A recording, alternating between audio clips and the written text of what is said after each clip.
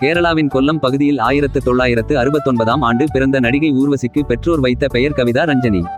பின் திரைக்காக தனது பெயரை ஊர்வசி என மாற்றிக்கொண்டார். ஊர்வசியின் பெற்றோர் நாடக நடிகர்களாக இருந்த நிலையில் இவருக்கு திரையில் நடிக்கும் வாய்ப்பு அவரின் 10வது வயதில் கிடைத்தது. அந்த வகையில் 1979ஆம் ஆண்டு வெளியான கதிர்மண்டபம் திரைப்படத்தில் குழந்தை நட்சத்திரமாக இவர் அறிமுகமானார். மலையாள திரைப்படங்களில் சிறு பாத்திரங்களில் நடித்து வந்த ஊர்வசிக்கு தமிழில் 1983ஆம் ஆண்டு வெளியான முந்தானை முடிச்சு திரைப்படத்தில் நாயகியாக அறிமுகமாகும் வாய்ப்பு கிடைத்தது. முந்தானை முடிச்சு திரைப்படத்தின் மாபெரும் வெற்றிக்கு பின்னர் திரைப்படத்தில் நடிப்பதற்கான வாய்ப்பு அதிகரிக்க பள்ளி படிப்பை பாதியில் நிறுத்தினார் ஊர்வசி.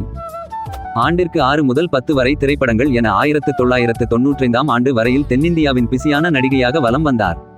தமிழ், மலையாளம் மொழி படங்களோடு நின்றுவிடாமல் கன்னடம், தெலுங்கு மற்றும் இந்தி மொழி படங்களிலும் நடித்தார். குழந்தை நட்சத்திரமாக துவங்கி பாட்டி பாத்திரம் வரை என மொத்தம் 5 மொழிகளில் 700க்கும் மேற்பட்ட படங்களில் ஊர்வசி நடித்துள்ளார். 2023ஆம் ஆண்டு வெளியான அப்பத்தா திரைப்படம் இவரது 700வது திரைப்படம் ஆகும். தென்னிந்தியர்கள் விரும்பும் ஒரு நடிகையாக வளர்ந்து நின்ற ஊர்வசி நடிப்போடு நிற்காமல் கதையாசிரியர், பாடகி மற்றும் தயாரிப்பாளர் என தனது பல துறை திறமைகளையும் வெளிப்படுத்தியுள்ளார். தனது நடிப்பு திறமைக்காக ஊர்வசி 20க்கும் மேற்பட்ட விருதுகளை வென்றுள்ளார். இதில் ஒரு தேசிய விருது, கேரள மாநில விருதுகள் 5, பிலிம்பேர் விருதுகள் 2, தமிழ்நாடு மாநில விருதுகள் 2 அடங்கும்.